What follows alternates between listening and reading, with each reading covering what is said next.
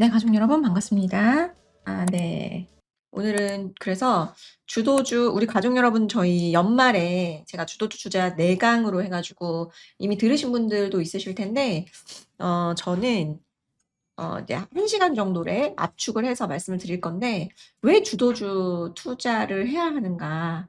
자, 제가 아무리 얘기해도 부족한 게 주도주 투자예요, 가족 여러분. 이렇게 좋은 시장에서 소외되면 안 됩니다. 절대 안 돼요. 그래서 너무 안타깝습니다. 지금 너무 좋은 시장이기 때문에 이 좋은 시장을 가족 여러분 누리셔야 돼요. 네. 오늘도 SK하이닉스가 이렇게 상승을 잘 해 주고 있어요. 네. 이제 제가 뭐 약간은 조금 민감한 이야기라서 말씀 못 드리는데 삼성전자 지금 막 파업하고 하잖아요. 파업하면 어 그 메모리 가격 더 오를 겁니다. 네. 공급 부족이기 때문에. 네, 그래서 그런 부분들을 오늘 주도주, 지금 시장에 AI 관련된 주도주가 확산되고 있거든요. 되게 중요한 타이밍인 것 같고 되게 중요한 이야기를 하나 드리려고 해요. 음 지금 어쨌든 우리가 섹터별로, 그러니까 AI 인프라단에서의 확산에서 저는 오늘 드리고 싶은 말씀은 우리가 어떤 포지션을 가져가야 될 것인가, 그리고 어떤 쪽을 더 집중해서 바라봐야 될 것인가, 각 섹터별로 모멘텀을 말씀을 드릴 건데, 자, 우리가 우리나라에서의 주도주. 자, 제가 1월 첫날 첫 영업일에 방송에서 말씀드렸던 게 메모리, 우리나라 반도체 메모리의 비중을 계좌에서 얼마나 가져갈지가 올해 수익을 결정할 거다라는 말씀을 드렸죠. 네. 첫 번째로 제가 약간은 그 일부의 비중을 다른 곳에 분산을 해도 될 것 같다는 말씀을 좀 드리고 싶어서 오늘 되게 중요한 날인 것 같고, 원래는 유료 방송에서 보통 이런 얘기를 해야 되는데 오늘 제가 전체 방송이기 때문에 유튜브에도 아마 올라갈 것 같아요. 기존에는 "다른 섹터는 알파다. 예. 그냥 코어는 들고 가야 된다." 이거였어요. 자, 메모리가 안 좋은 게 아닙니다. 그러니까 내가 돈이 많으면 뭐 메모리도 사고 있는 거에서 추가적으로 다른 섹터를 사면 되는데 CPU, 그다음에 ASIC을 사셔야 될 것 같은데, 자, 반도체가 많죠. 반도체가 많은데 어쨌든 지금 GPU를 넘어서 메모리로 이 모멘텀이 확산이 됐었고, 이 메모리의 모멘텀이 어디까지 지금 확산되고 있어요? CPU로 확산되고 있잖아요. CPU와 ASIC. 그러면 CPU랑 ASIC을 내가 이 포트에 담아야 된다는 거죠. 근데 돈이 없으신 분들은 메모리를 일부, 제 생각으로는 뭐 내가 10의 메모리를 들고 있었다면 한 3 정도를 CPU 쪽으로 할애해도 되지 않을까? CPU랑 ASIC 쪽으로. 근데 이제 그거를 좀 어려워하시는 분들이시라면 ETF 같은 것도 있어요. 근데 그게 이제 미국에 밖에 없잖아요. 예를 들어 인텔, AMD, ARM, 뭐 브로드컴, 마벨 이런 거를 주로 사야 되는데 그런 게 지금 미국밖에 없으니까 미국 주식을 난 잘 못하겠다 하시면 ETF 같은 걸 한국에 상장돼 있는 거 있거든요. 제가 사실 직접적으로 ETF 말씀 못 드려요, 컴플 이슈 때문에. 그래서 고런 거 있습니다, 비중 많은 거. 그래서 고런 것들을 찾아 가지고 일부를 확산을 하셔야 될 타이밍이 아닌가라는 생각이 들어요. 되게 중요한 이야기고. 어 저희 또 그 내부 유료에서 저희 BK 팀장님께서 인텔을 아주 바닥부터 잘 얘기를 해 주신 것 같더라고요. 그래서 그 방송을 보신 분들은 인텔이 왜 오른지를 이미 알고 계셨을 텐데 오늘 이제 전반적으로 제가 정리를 좀 한번 총해서 해 드릴게요. 자, 메모리는 저는 여전히 좋습니다. 여전히 메모리는 좋고요.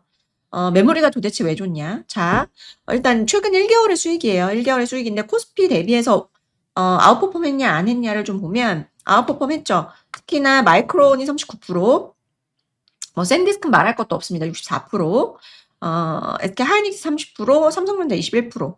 지금 삼성전자는 아무래도 약간은 지금 그 파업 이슈 때문에, 근데 저는 결국 같이 갈 겁니다. 결국 같이 갈 거고, 저한테 계속 지금도 물어보세요. "삼성전자 사야 되냐? SK하이닉스 사야 되냐?" 아무 의미가 없다. 저는 그렇게 생각합니다.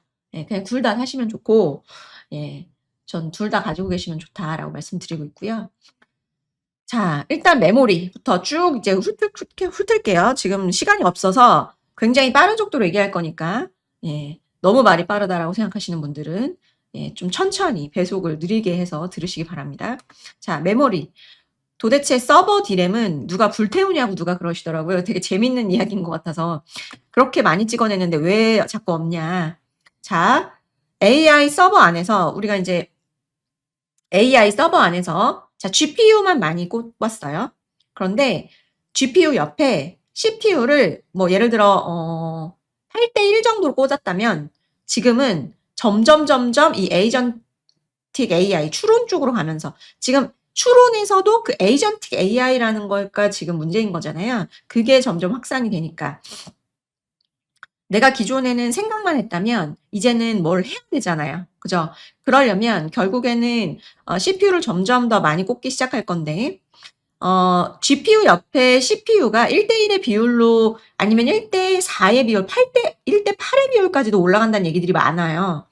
근데 어쨌든 지금 GPU 옆에 CPU가 많이 꽂히기 시작하는 게 지금 문제인 거고 그래서 CPU의 모멘텀도 도래를 한 거예요. 그런데 메모리 입장에서 보는 거죠. CPU가 더 많이 꽂히면 문제는 한 개당, CPU 한 개당 DDR5 D램. DDR5는 대량으로 더 많이 붙어야 돼요. 대량으로. 그러니까 메모리는 무조건 가져가야 된다라고 말씀드리는 거예요. 자, CPU에 붙는 일반 D램, DDR5 소캠 수요가 HBM과 별개로 추가로 늘어나는 겁니다. HBM 별도로 또 늘어나고. 네.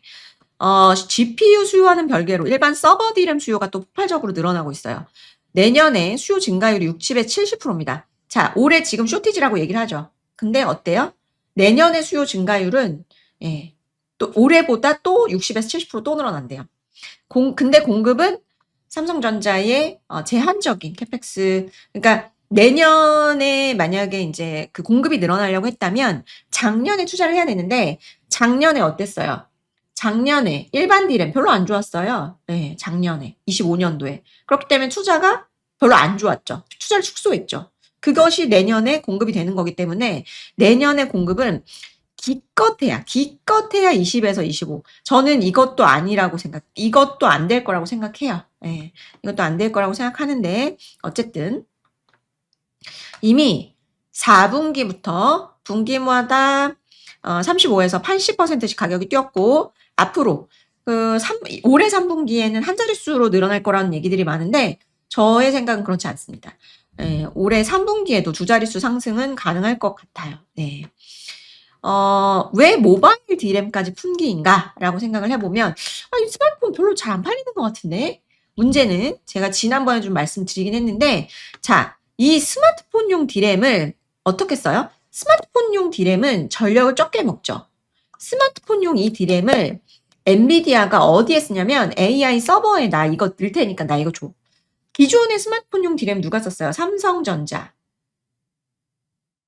스마트폰 사업부가 썼을 거고 애플이 또 썼겠죠. 그리고 중국의 스마트폰 사업자들이 썼겠죠. 근데 어때요? 근데 이거를 엔비디아가 AI 서버에 쓰기 시작하는 거예요. 그러면 결국에는 스마트폰 시장하고 AI 서버 시장이 똑같은 이 모바일 D램을 가지고 경쟁을 하기 때문에 모바일 D램까지도 가격이 지금 오르는 거예요. 서버 D램만이 아니라. 애플은 물량 확보하기 위해서 지금 가격을 막 100%씩 올려가지고 나 줘. 이렇게 하는 거예요. 그래서 삼성전자 어떻게 됐어요? 지금 본인들의 갤럭시에 넣을 모바일 D램을 확보하지 못해서 이번에 CES에서 마이크론 찾아갔죠. 마이크론 찾아갔다는 얘기가 있죠. 너희들 나한테 모바일 D램 팔지 않겠니? 하면서 이런 지금 상황입니다. 네. 그래서 공급은 뭐 아까 말씀드렸으니까 패스를 하고 그래서 지금 메모리 너무 좋다. 여전히 좋다. 자, CSP 설비 투자가 증가할 것 같습니다. 올해 25년에 35% 증가했고요. 구글의 클라우드 매출이 25년도에 36% 증가했고 26년도에 60% 가속화 중입니다. 내년에 더 늘어나겠죠. 그러면 더 투자해야 되겠죠. 상위 4개 CSP의 설비 투자가 현재 6,500억 달러에서 7,500억에서 8,000억 달러까지 올라갈 수 있다는 얘기들이 나오고 있어요. 네, 점진적으로. 그러면 결국에 내년도에 메모리의 TAM은 올해 대비해서 33% 성장을 또 할 가능성이 높다. 근데 공급은 없으니까 당연히 가격이 올라가죠. 가격이 올라가니까 마진은 또 올라갈 거고요. 그래서 지금 메모리를 아주 잘 보시는 분들이 하시는 말씀이 아직 중간의 사이클도 안 왔다는 얘기를 하는 거죠. 네. 그리고 자, 이거 되게 중요한데 지난주에 마이크론이 한 10% 막 오른 날이 있었어요. 10% 오른 날이 있었는데 추론칩이 오히려 HBM을 더 많이 사용합니다. 예. 구글이 이번에 TPU 를 새로운 차세대 TPU를 내놓은 거예요. 계속 이제 새롭게 내놓고 있는데, 자, 추론용이 288GB를 요구를 하는데 학습용이 216GB였어요. 그러면 학습의 시대에서 필요한 것보다 추론의 시대에서 필요한 HBM의 용량이 더 커요. 그러니까 HBM마저 더 많이 들어가야 돼요. HBM 더 마저.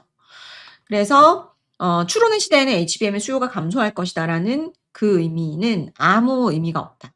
예, 그래서 반도체는 더 간다. 예, 더 간다. 그 오늘 보여주고 있죠. SK하이닉스가 보여주고 있죠.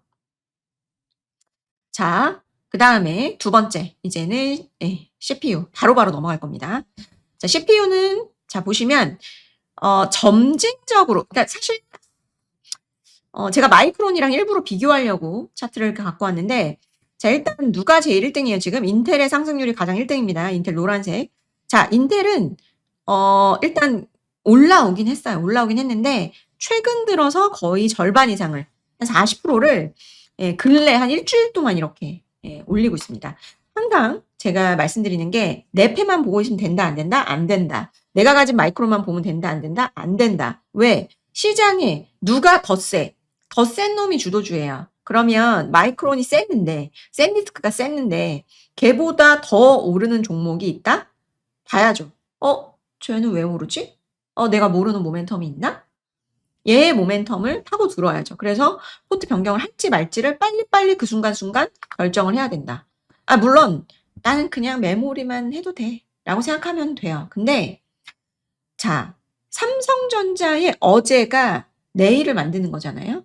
지금의 내 포트의 리밸런싱이 어마어마하게 빠르게 기민하게 대응을 해야 내일의 수익을 만드는 겁니다. 그러니까 예를 들어서 내가 마이크론의 수익에 그냥 요렇게 안주할 거야. 오케이. 그래도 돼요.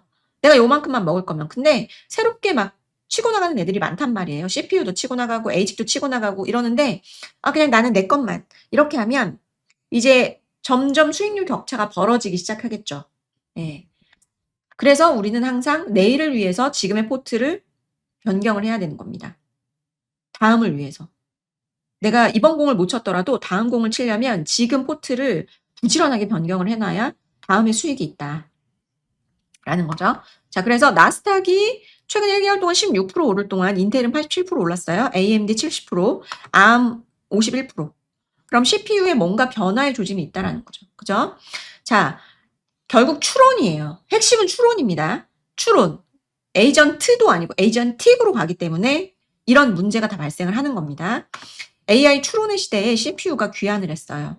자, 학습, 트레이닝 하는 거에서, 추론을 하는 거에서, 이제 모든 기회들이 생기는 건데, 데이터 센터 내에 CPU 수요가 구조적으로 급증하고 있습니다. 구조적으로 급증하고 있어요. 왜? 과거 데이터 센터에 CPU와 GPU 비율이 1대8. 그러니까 GPU 8개 들어가면 CPU 하나만 들어가면 됐었어요. 학습에는. 근데 지금은 4대1 많이 올라왔어요. 많이 올라왔는데 인텔 경영진이 1대1까지도 갈 수 있고 오히려 더 많이 들어갈 수도 있다는 얘기를 하고 있어요. 근데 굉장히 좀 보수적으로 얘기한 거고 다른 지금 뭐 아이비들 리포트 들어보면 최대 4대1, 8대1까지도 늘어날 수 있다는 얘기를 합니다. 네.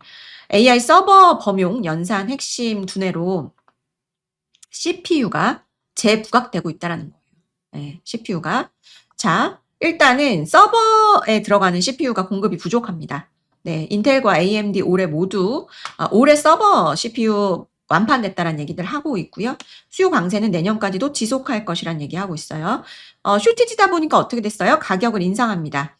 그런데 제가 볼 때는 우리 메모리에서도 봤겠지만 이 가격의 인상은 한 번이 끝이 아니에요. 계속 올라갈 겁니다. 계속 올라갈 가능성이 높다. 에이전틱 시대가 이제 도래하니까. 인텔은 그래서 지금 올해 서버 CPU 성장률을 2자릿수로 상향 전망했어요. 원래는 소폭 상장이라고 했거든요. 6개월 전만 해도. 그러니까 6개월 동안 에이전틱 AI의 시대가 빨리 도래한 거죠. 자기들도 자, 생각해 보세요. 제가 메모리가 왜 급격하게 성장했다 그랬죠? 엔비디아가 차마 본인들의 다음 분기를 계속 맞추지 못했어요. 계속 빅 서프라이즈가 났다는 거죠. 그때 금은 뭐예요? 자기들도 자기들의 수요를 모르는 거예요. 가늠할 수 없을 정도로 성장하는 거예요. 그럴 때 주가가 제일 잘 가거든요. 지금 CPU. 네. 메모리도 마찬가지. 야, 이거 뭐 쇼티지 좀 났나? 했는데 계속 서프라이즈. 막 백지수표 제시하고 막 줄을 서고 막 난리 났어요. 그때가 야, 이거 메모리 수요가 도대체 뭐 얼마나 좋은 거야? 이때. 엄청나게 상승했죠. 지금 CPU.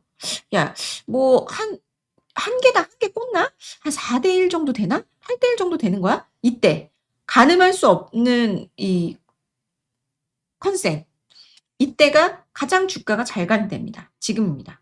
AMD 또 마찬가지로 데이터 센터 분기 사상 최대치 달성을 하고 있고 다른 쪽도 계속 크고 있는 상황입니다. 자, 그래서 주요 기업별 상황인데 인텔 너무 좋죠. 연초 이후에 80% 성장했고요. 실적 발표 이후에 한 24%인가 상승했습니다. 예, 1Q 뭐 가이던스도 좋았고 컨센도 좋았어요. 그리고 파운드리도 점차 좋아질 것으로 예상이 되기 때문에 이런 부분들이 지금 계속해서 좋아질 거다. 계속해서 좋아질 거다. AMD도 마찬가지로 지금 목표 주가 계속 상향되고 있고요. 인텔 실적 발표 나온 날 동일하게 12% 정도 상승을 했습니다. 그리고 리사수의 코멘트는 제가 계속 업데이트 드리잖아요. 예. 그리고 암홀딩스 얘는 CPU의 라이선스를 갖고 있어요. 그렇기 때문에 AI 칩 생태계 전반에 수혜가 있다라고 보시면 되겠죠. 그리고 본인이 직접 이제 만든다고도 했고요. 네, 그렇게 보시면 될 것 같고. 자, 에이직이에요. 일단은 메모리가 뭐고 CPU가 뭐고 에이직이 뭔지를 아신다는 전제하에 제가 말씀드릴게요. 그래도 우리 가족 여러분은 다 아신다고 생각하니까. 자, 에이직이에요. 자, 원래는 에이직의 시장이 조금 더 빨리 도래될 거라고 생각했어요. 한 2분기 전에. 근데 그때 브로드컴의 실적에서 매출은 성장했는데 어닝이 깨지면서 박살이 났죠. 그랬다가 지금 다시 살아나고 있습니다. 왜? 뭔가 조짐이 심상치 않거든요. 그 뭔가의 조짐이 무엇인지를 오늘 공부를 해볼 건데 일단은 가벼운 마벨부터 먼저 갔어요. 모멘텀이 좀 많았거든요. 특히나 구글 같은 경우가 이제 마벨이랑 같이 한다라는 얘기를 하고 하다 보니 그 다음에 엔비디아도 또 그 마벨에 투자를 했죠. 그래서 마벨이구나 하면서 마벨이 70% 그러면 최근 1개월 동안 80% 오른 인텔이 1등인데 2등이 뭐예요? 마벨이에요. 예, 마벨. 그러면 에이직도 봐야 된다라고 결론이 도달을 해야 되겠죠. 그럼 에이직은 어쨌든 CPU에 대한 추론의 시대에서는 커스텀 에이직이 급부상할 거라고 생각했는데 그게 지금 본격적으로 도래한 거고요. 일단 빅테크, 뭐 메타도 그렇고 아마존도 그렇고 구글도 그렇고 대부분 고비용의 GPU의 의존도를 좀 낮추고 싶어 하죠. 왜냐하면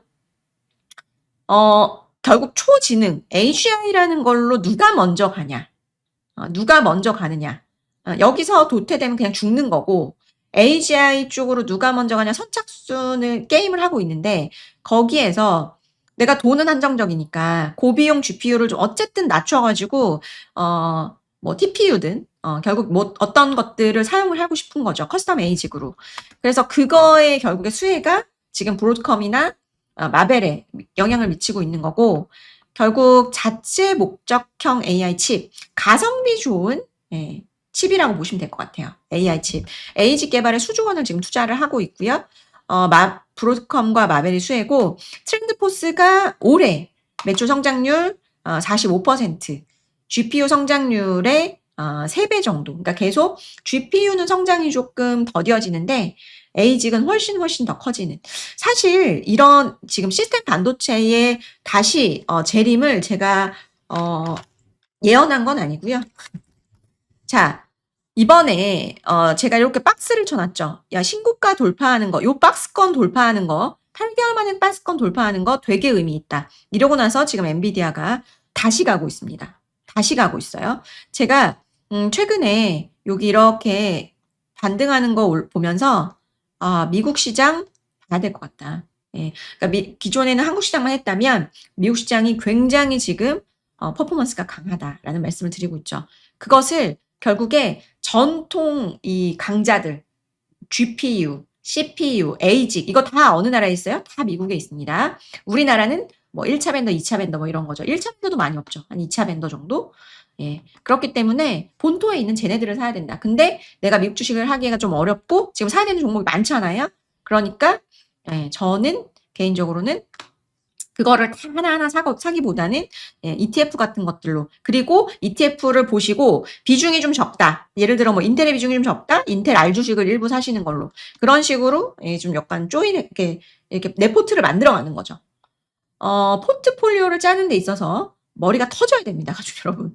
그냥 웃으면서 눈누난나 하면서 짜면 그 포트가 안 좋을 가능성도 있어요. 그래서 아주 깊은 고민을 하고 포트 변경을 하셔야 된다. 네. 자, 그 브로드컴부터 볼게요. 일단 에이직 시장이 60%를 갖고 있는 압도적 1위입니다. 예. 이 회사의 고객사는 구글, 메타 뭐 이런 기업들 다 파트너고요. 그리고 뭐 이 회사는 네트워킹까지도 잘하기 때문에 정말 본격적으로 브로드컴의 시대가 도래할 것으로 예상이 되는 거죠. 자, 일단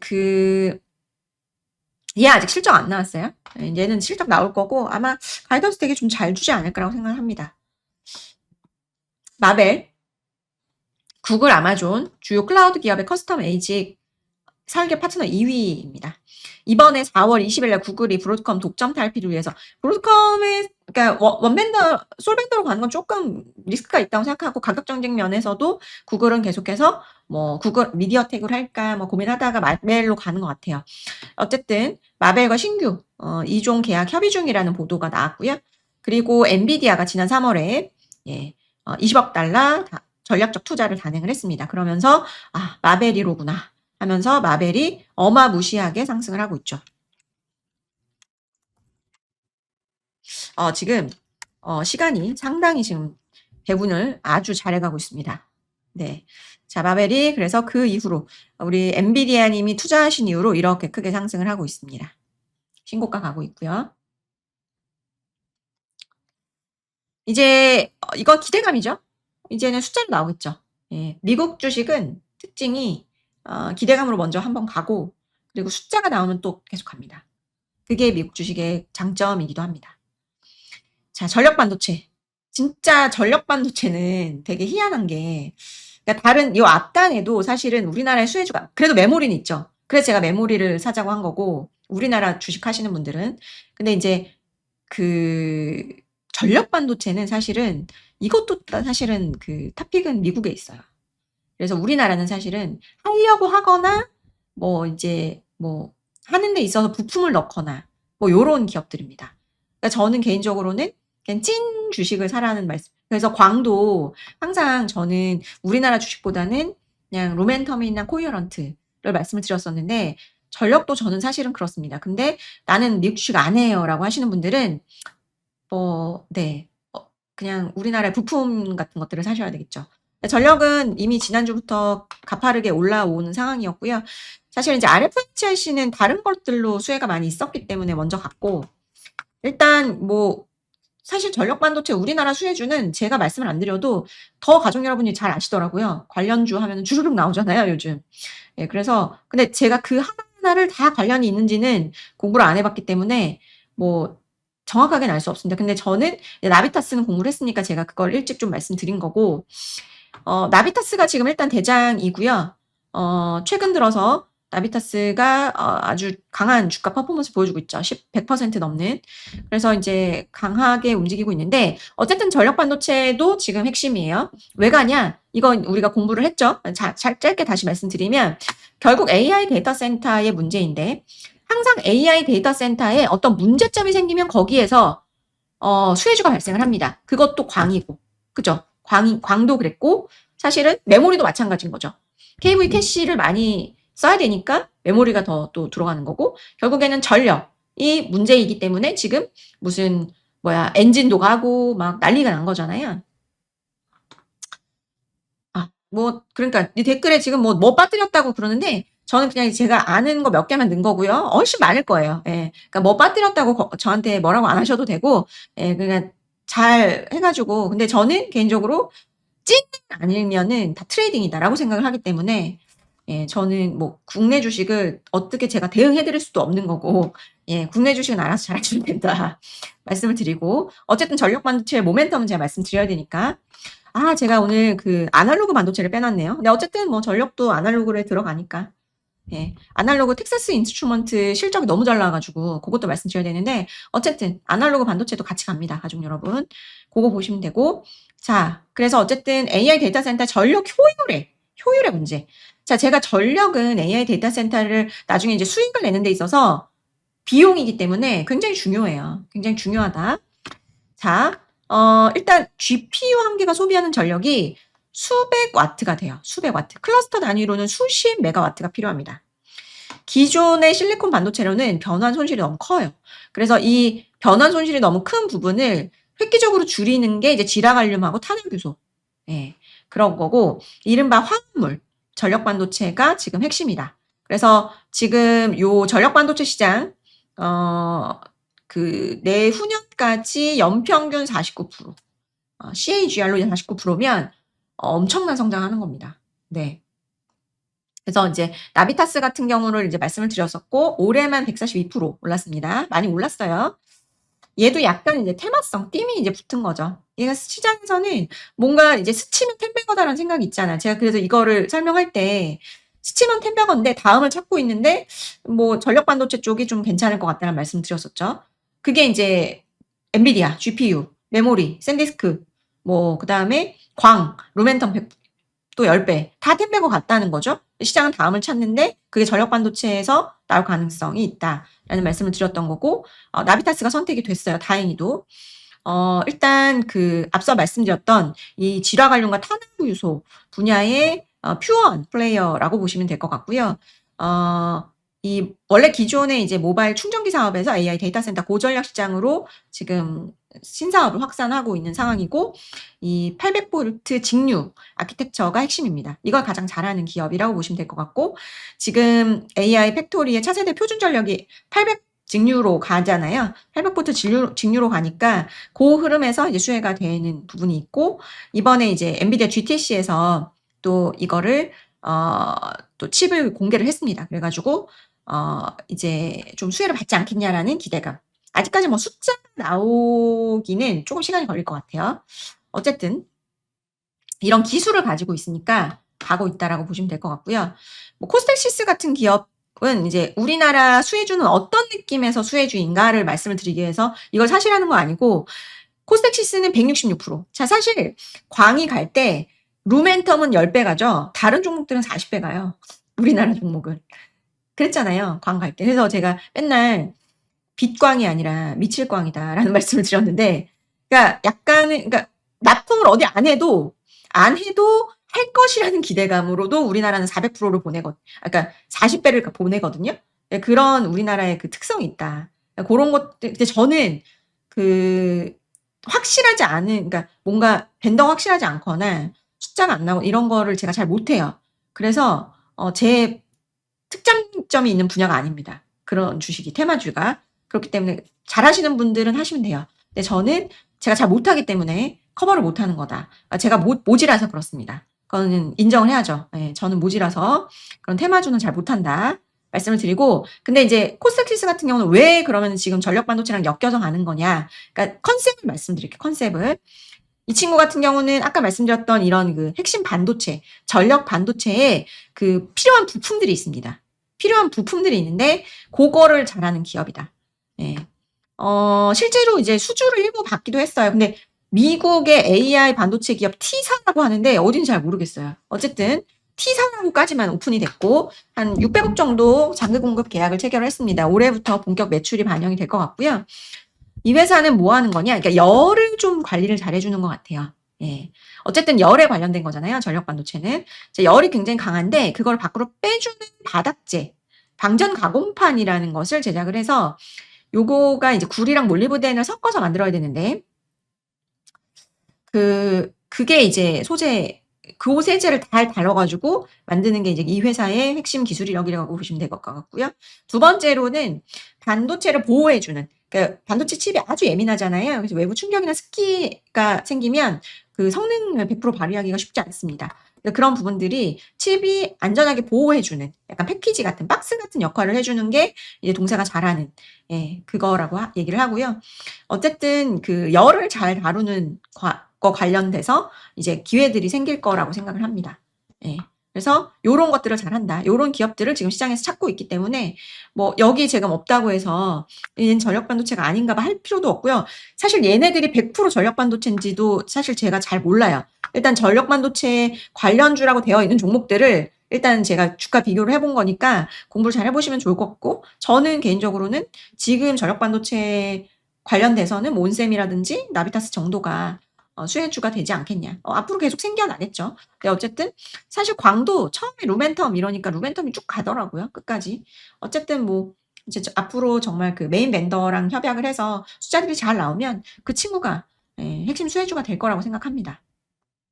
자, 그 다음에 이제 전력기기. 야, 전력기기인데, 자, 제가 지난주 목요일에 제목이 뭐였죠? 좀 세게 얘기했죠. AI 하드웨어 단에 AI 인프라 단이 굉장히 많이 올라왔죠. 주가들이. 모멘텀이 좋아서 많이 올라왔어요. 근데 여기서 추가로 롱 시그널이 발생했다. 그거를 하나로 제가 주가로 보여드릴게요. 그게 인텔이었던 것 같고요. 갭 상승을 했죠. 상승을 했는데 거기서도 또 추가로 네, 완전히 주가를 새로운 레벨로 만들었다. 요런 거, 인텔 요런 거 보이시죠? 여기 보이시나요? 인텔 요런 거 추가로 새로운 롱 시그널이 발생했다. 그 다음에 GV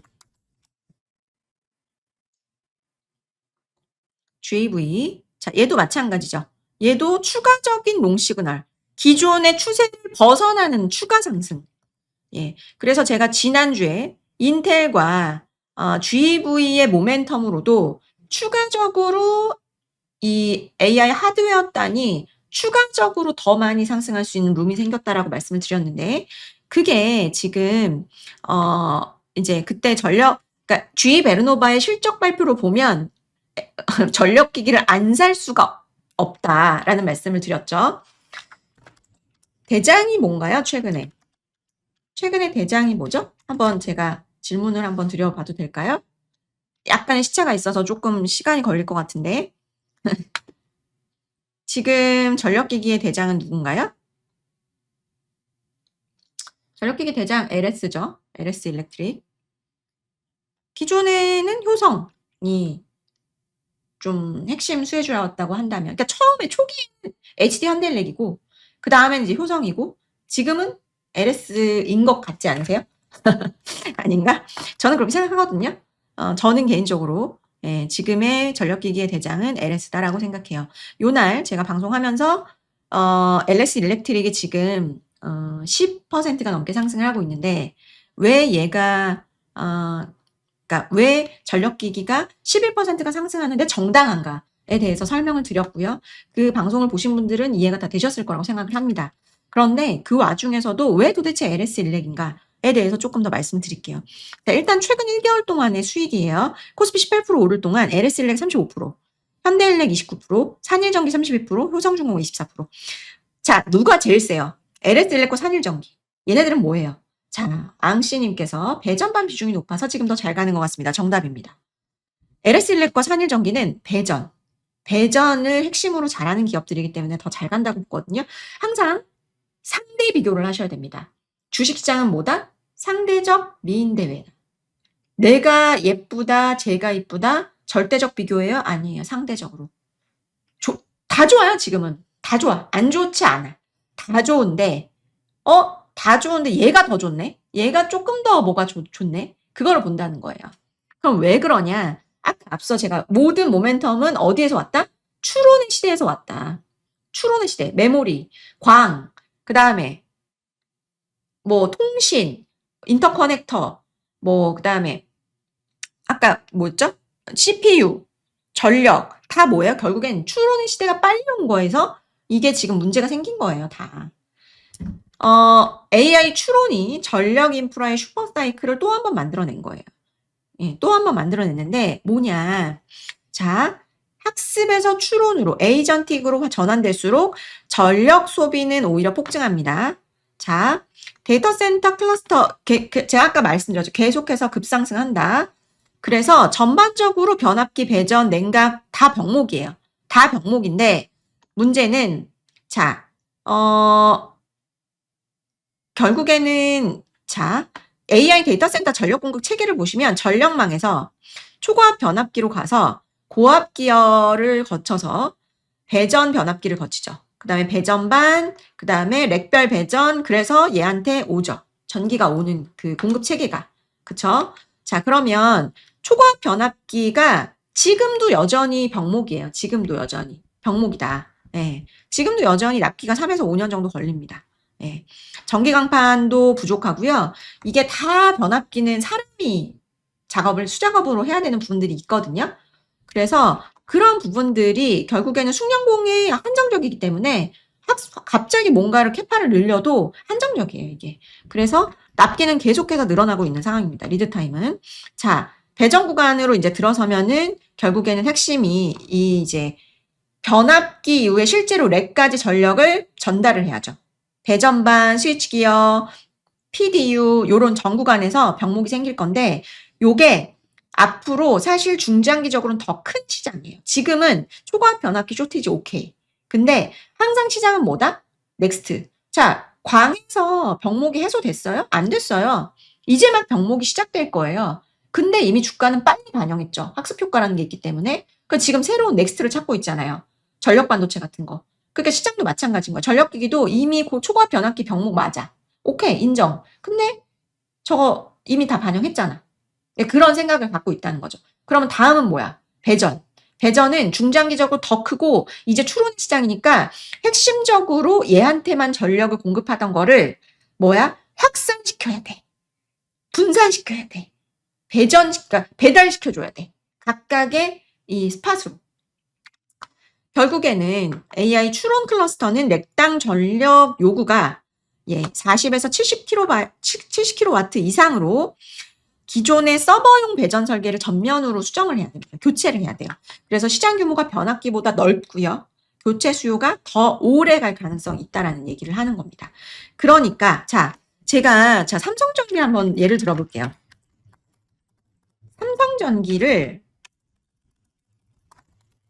삼성전기가 이 지금 큰 대세 상승을 하기 전에 초입에서 어떤 일이 발생했냐면 요날인가 보다. 자, 요날 한번 볼게요. 자, 2월 19일 날 하루에 15%가 상승했어요. 그 다음날 5%. 자, 그 다음날 13% 상승했어요. 또 요때 되게 의미 있었거든요. 근데 요때 가족 여러분이 댓글에 무슨 얘기가 가장 많았냐면 이제 삼성전기가 너무 많이 올라서 못 사겠어요. 근데 제가 무슨 얘기 들었어요? 그때 무슨 얘기 들었죠? 저 무거운 주식을 하루에 13%를 올리면서 사는 건 지금이라도 사야 되기 때문에 그러니까 추가적인 롱 시그널이 발생을 한 겁니다. 네, 추가적인 롱 시그널. 상승했죠? 그리고 좀 약간은 오르고, 그러니까 기간 조정 거쳤죠. 그리고 또 추가적으로 상승하죠. 네, 테마가 아니잖아요. 이거 엄청 더 크게 상승하는구나. 라는 생각으로 여기서라도 사는 거예요. 네. 그러면 마찬가지겠죠. 저는 그렇게 생각합니다. 에리슬렉이 다 온 걸까요? 모든 이 모멘텀을 다 반영한 걸까요? 이날도 저거 왜 저렇게 올라? 그랬다면 오늘의 11% 상승이 말이 안 됐어야 되는 거죠. 이날 상승하고 이날 또 상승해. 내가 가지고 있지 않다면 내가 보지 못한 시장은 얘의 어마어마한 성장을 뭔가를 보고 있다는 거죠. 뭘까? 추론은 배전이다.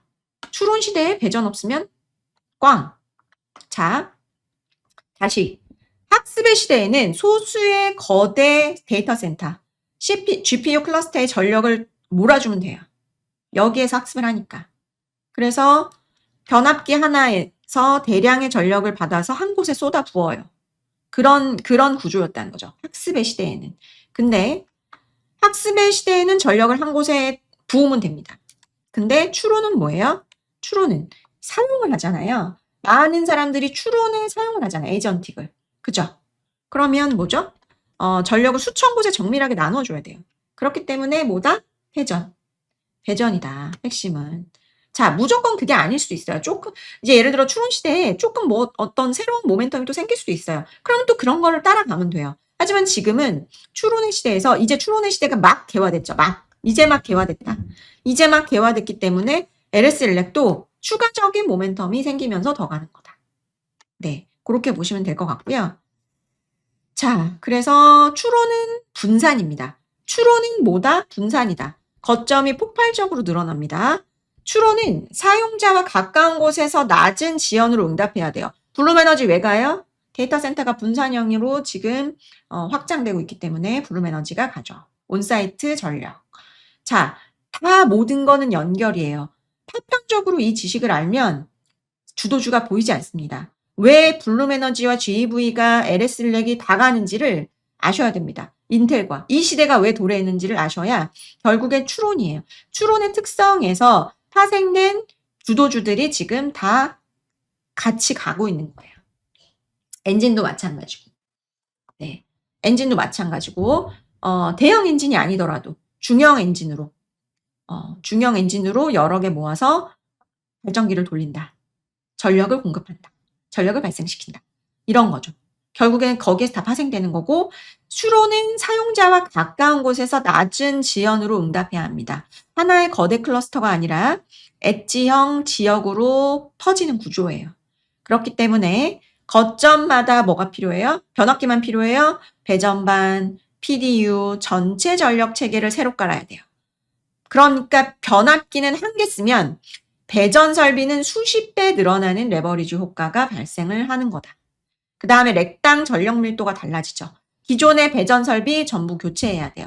기존의 서버렉은 5에서 10kW면 충분했는데 AI 추론 렉은 그 이상을 요구합니다. 그렇기 때문에 전압 전류 용량이 완전히 빨라집니다. 그래서 기존의 배전반, 버스덕트, PDU 모두 다 교체를 해야 된다. 모두 다 교체를 해야 되기 때문에 이미 지어진 데이터 센터조차 바꿔야 된다. 예. 그리고 결국에 그래서 지금 아까 뭐죠? GPU를 많이 사용했는데 CPU, ASIC 이제 다 써요. 이거는 다 어때요? 스펙이 다릅니다. 배전 제어가 굉장히 복잡해져요. 추론의 시대에는 GPU와 CPU의 비율이 달라지고요. ASIC까지 사용을 해요. 앞으로 그렇게 하겠죠. 더 많이. 그러면 칩 종류마다 전력의 스펙이 다르고요. 순간 전력도 달라요. 순간 전력이 막 급증하죠. 그러면 렉 수준에서 전력을 정밀하게 제어하고 모니터링 해야 돼요. 그렇기 때문에 지능형 PDU와 배전 관리 시스템 수요가 같이 늘어나는 거다. 그런 걸 잘할 수 있는 기업이 LS 일렉트릭이기 때문에 얘의 수요가 늘어나는 거고, 이미 미국에서 납품할 수 있는 인증을 갖고 있는 회사고, 최근에 아마존이 1,700억 규모의 배전반을 그 수주를 줬죠. 수주를 줬고, 그 다음에 올해 빅테크 데이터 센터 수주 누계액이 5천억 돌파를 했고요. 연간 1조 원 이상을 목표로 하고 있습니다. 실제로 본인 아까 앞서 말씀드렸던 배전반, PDU, 원격 전력 패널, 직류 솔루션 동시에 요 패키지를 공개를 하면서 데이터 센터 전시회에서 우리 이런 거 할 수 있어요 라고 하고 있죠. 그래서 직류 배전에서도 이제 앞으로는 전력 손실을 줄이기 위해서 아예 처음부터 직류로 배전을 하는 거를 지금 진화하고 있는 상황이잖아요. 거기에 대해서 이제 필요한 것들이 나비타스 같은 것들이고, 결국에 이런 것들이 LS 일렉 천안 사업장에다가 데이터 센터 팩토리 구축하면서 이런 부분들을 계속해서 본인들이 할 수 있다는 레퍼런스를 쌓고 있기 때문에 그런 부분들이 굉장히 수혜가 될 수 있다라는 거죠. 예. 그래서 지금 이 시대에서는 지금 이 시대가 시대가 원하는 종목이 된 거죠. 예. 주도주. 뭐 MLCC 말씀 안 드렸는데 MLCC는 뭐 말을 할 필요가 없는 거죠. 지금 MLCC 말을 할 필요가 없어요. 예. 전쟁 중에도 조정도 안 받았어요. 사실은 가족 여러분이 보세요. 상승을 하고 더 이렇게 쭉 올라갔어야 되는데 이때 왜 이게 조정이었어요? 이거 전쟁 나서 그런 거예요. 이 주가가 많이 올라서 그런 게 아니고. 전쟁 안 났으면요. 요게 이렇게 붙었을 거예요. 요게 이렇게 붙어서 쭉 상승했을 거예요. 네. 그래서 자, 우리가 지금 메모리 그리고 광 뭐 전력 이런 걸 잘 따라갔어요. 그럼 우리가 이거를 잘 따라갔고 봤던 관점 하에서 또 넥스트를 계속 찾아야 되고 새로운 병목들이 발생을 할 거고 새로운 또 어떤 수혜주들이 발생을 할 겁니다. 그러면 우리가 그동안의 메모리, MLCC, 광, 전력을 잘 따라왔다면 또 새로운 것들을 발견할 수 있는 확률은 꽤 높겠죠. 저 또한 점쟁이가 아니기 때문에 다음을 맞추는 게 쉽지 않습니다. 제가 최근에 지인들하고 밥을 먹으면서 주식을 하시는 분들이신데 되게 가볍게 제가 말씀을 드리긴 했던 것 같은데 제가 이제 리포트를 좀 많이 보는 편이니까 그때가 광이 한참 갈 때였어요. 광이 한참 갈 때였는데 사실은 광은 지금 2028년 밸류까지 다 땡겨 갖고 반영하고 있는 상황이고 그때 제가 무슨 얘기를 드렸냐면 그분들한테 다음 병목은 어디를 봐도 전력이래요. 라는 말씀을 드렸어요. 그때가 이제 뭐 GEV 실적도 안 나오고 이럴 때인데 전력은 지금 너무 쇼티지가 심해요. 예. 쇼티가 심하고 예. 그래서 뭐 가스터빈, 엔진, 뭐 발전기, 뭐 지금 뭐 전력 반도체 이런 부분에 있어서 전체적으로 결국에는 수혜는 전력이 되지 않을까라고 생각을 합니다. 그리고 또 나올 겁니다. 또 새로 나올 거고요. 자, 그다음에 제가 오늘 코스피 요거 차트가 딱 이렇게 만들어져 가지고 한번 말씀드릴 건데 최근에 항상 요런 차트를 보여요. 예. 최근에 항상 요렇게 보시면 변동성. 중간에 이런 변동성을 보인다는 거. 이게 왜 그러냐는 거를 좀 말씀을 드리려고 했는데 제가 저번에 자, 우리의 그동안의 은행은 생산적 금융에서 이 아니었다고 했죠. 부동산을 밀어주고 이런 상황이었는데 그쪽에 레버리지를 많이 해주는. 근데 이제는 나라에서 야, 너 제 생산적 금융 해야지 하면서 기업을 밀어주고 네, 기업을 밀어주고 그다음에 그 예금이라든지 요런 것들을 팔기보다는 ETF 상품이 담겨 있는 신탁 상품을 많이 팔고 이렇게 된다는 거죠. 그러니까 그 은행 쪽에서 나오는 자금이 그 예금으로 묶여 있던 자금들이 어디로 가고 있어요? ETF. 그다음에 기업의 대출 이런 쪽으로 가고 있는데 지금 보면은 그게 이렇게 좀 쭉 가는 상품이 아니고 이렇게 확정형 상품이 좀 많다고 하더라고요. 예를 들어 그러니까 우리 그 증권회사도 마찬가지거든요. 뭐 8% 도달하면은 판매, 10% 도달하면 판매 요런 상품들이 되게 많아요. 예. 그러다 보니까 그게 판매가 되면은 일시적으로 좀 출렁입니다. 그 좀 많으면. 근데 그거에 너무 일일비하시면 예, 안 된다. 그러니까 결국에 내가 이 어떤 주도주를 가지고 있으면서 끝까지 수익을 내려면 뭐가 필요해요? 공부밖에 없습니다. 공부밖에 없고요. 늘 재미없는 얘기지만 공부밖에 없어요. 진짜로. 자, 루멘텀이 최근에 이제 뭐 다른 종목에 비해서 안 가니까 좀 답답하실 텐데, 자, 루멘텀은 그러니까 추세를 깨고 있진 않아요. 예, 추세를 깨고 있지 않기 때문에, 그럼 얘가 기다리는 건 뭘까를 본다면, 결국에는 실적 발표. 얘가 아마 5월 중순, 5월 중순 아니고, 5월 5일인가? 우리 연휴 끝나고 나서 실적 발표할 건데, 결국에는 실적과 가이던스를 보겠죠. 지금 미리 땡겨왔으니까. 그 눈높이만큼 채워준다면, 저는 주도주에서 내려오진 않을 거라고 생각합니다. 예. 자, 전력기기 보세요, 가족 여러분. MLCC 보세요. 얘가 시세를 냈다고 해서 얘를 버리진 않습니다. 쉴지언정 버리진 않다는 거죠. 그래서 가족 여러분께서 저는 늘 말씀드리지만 가족 여러분께서 주도주를 꽉 쥐고 남한테 털리지 않고 끝까지 수익을 내시는 게 저의 바램입니다. 그래서 계속 업데이트를 드리는 거고 하니 가족 여러분께서 잘 공부하셔서 공부 잘하셔서 끝까지 수익을 누리시기를 바랍니다. 네. 또 새로운 주도주가 나온다라고 본다면 또 뭐 그런 게 감지된다면 가족 여러분께 가장 먼저 말씀을 드릴 거니까 가족 여러분도 공부 열심히 하시고 저도 공부 열심히 하면 그래도 우리 중간은 따라가지 않겠습니까? 예, 그런 마음으로 너무 욕심내지 않고 주식하면 이런 좋은 시장에서 좋은 수익을 거두실 거라고 생각합니다. 네, 힘내셨으면 좋겠고요. 주도주가 없으신 분들도 늦지 않았어요. 주도주는 아직 살아 있습니다. 예, 성장하는 시기예요, 여전히. 주도주의 생로병사를 보셨다면 무슨 얘기인지 알 텐데 주도주는 여전히 성장하고 있는 시기이기 때문에 예, 잘 우리가 누리면 된다.